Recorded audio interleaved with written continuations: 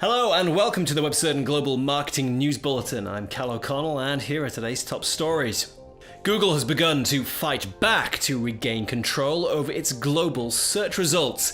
Yandex has released a new feature making it possible to target people by mobile app interests. And the Brazilian ad tech company Hans is expanding globally.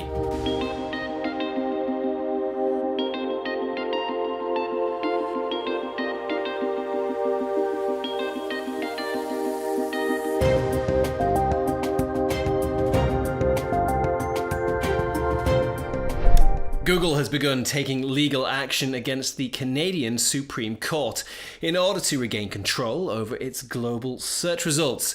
In June this year, the Canadian Supreme Court ordered Google to remove all links to pages owned by Datalink Technologies, which was found guilty of stealing intellectual property from another company. Following this, it was decided that the results should be removed globally, not just in Canada. Google has now filed a lawsuit in California requesting that it be ruled that the decision is unenforceable in the US as it violates the country's First Amendment. The company's lawyers said in a statement that Google was filing the suit as the Canadian order is repugnant to the rights established by the First Amendment and the Communications Decency Act. The lawyers stressed that Google is not the internet and that it has no power to remove Datalink web pages from the net. Yandex has added a new setting to its contextual keyword targeting feature, allowing users to target people by mobile app interests. The new feature is available in ad networks and ad exchanges for mobile app campaigns. Advertisers using the new addition can select from a choice of 40 different interests, including finance, sport, and shopping, in order to target potential customers. The feature has been developed to make it easier for advertisers to target mobile users, since mobile searches can be very different from desktop searches. The Brazilian ad tech company Hans has announced that it's to expand into more Latin American markets as well as Europe. According to the company, they will run the expansion from a new office in Miami. The company's CEO said that the ad tech market is based on scale, and after operating our platform with the main publishers, operators, and brands in Brazil, we understood it was time to take on an international challenge.